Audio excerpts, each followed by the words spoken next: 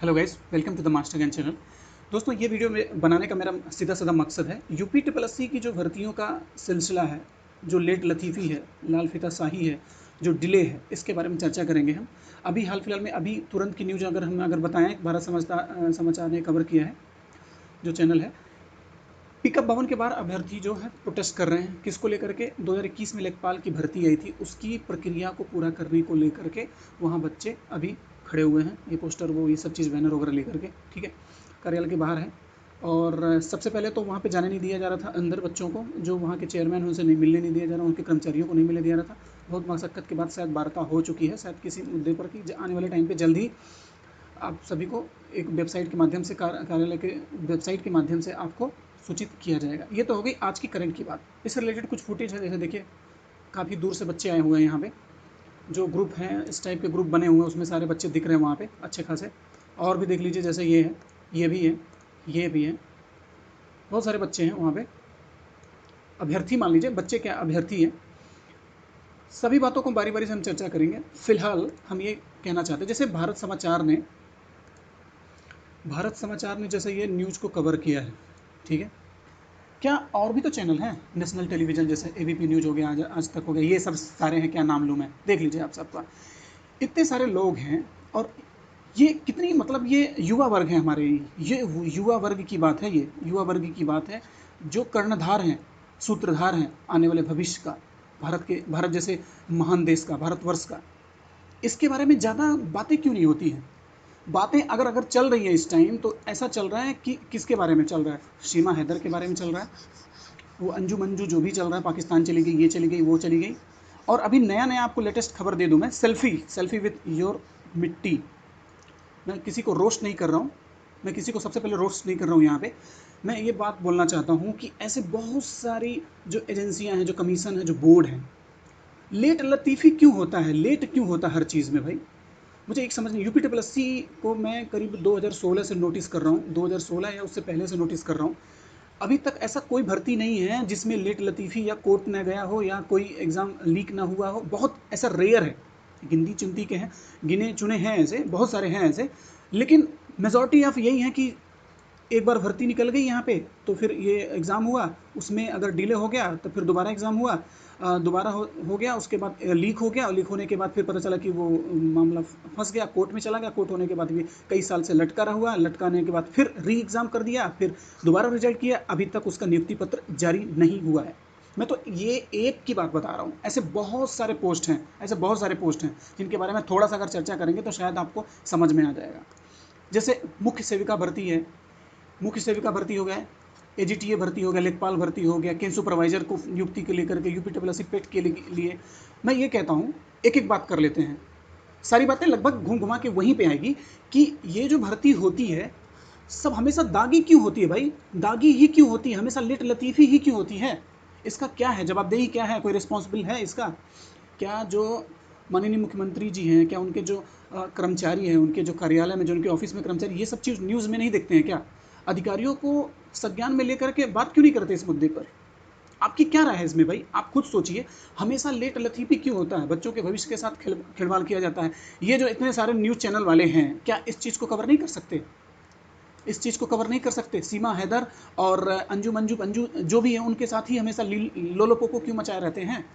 ये सब चीज़ें होते हैं, जो कुछ भी, ये वो जो भी बातें न्यूज़ में आती हैं, ये लोग क्यों कवर नहीं करते? चाहे राजस्थान में हो गया, चाहे बिहार में हो गया, बीपीएससी के थ्रू, खैर तो बीपीएससी और यूपी पीएससी, ये सब तो बहुत सुधर गए हैं भैया। पहले तो 8 से 10 साल लग जाते थे एक एक भर्ती को, लोग तैयारी छोड़ करके चले जाते थे, तैयारी छोड़ करके चले जाते थे, खेती बाड़ी करना शुरू कर देते थे, अपना जो बिजनेस रोजगार करना शुरू कर देते थे। बाद में पता चलता था कि अरे वो नायब तहसीलदार बन गए या पीसीएस अधिकारी बन गए हैं। बहरहाल उससे तो कुछ सुधार हुआ है उसमें, जैसे हमारे अभी नए वर्तमान आए हैं संजय श्रीनिधि जी, उनमें तो कई सारी सुधार हुआ है।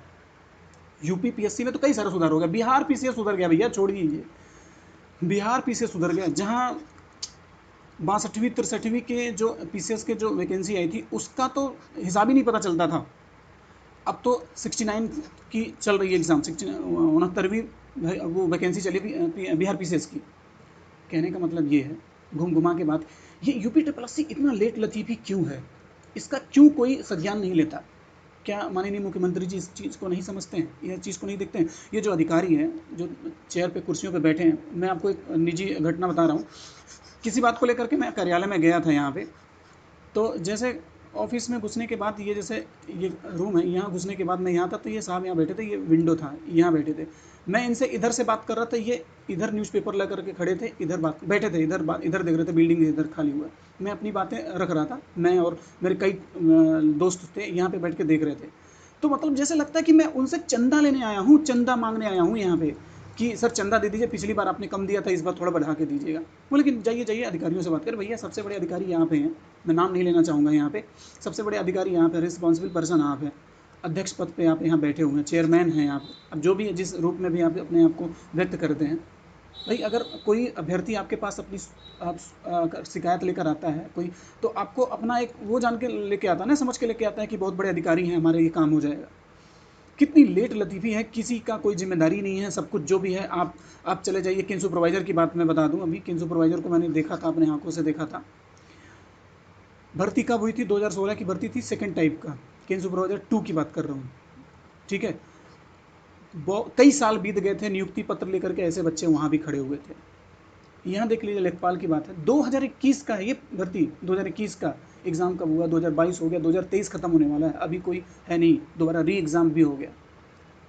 कितनी समस्याएं हैं, गंभीर समस्याएं हैं, बहुत ही ज़्यादा समस्याएं हैं।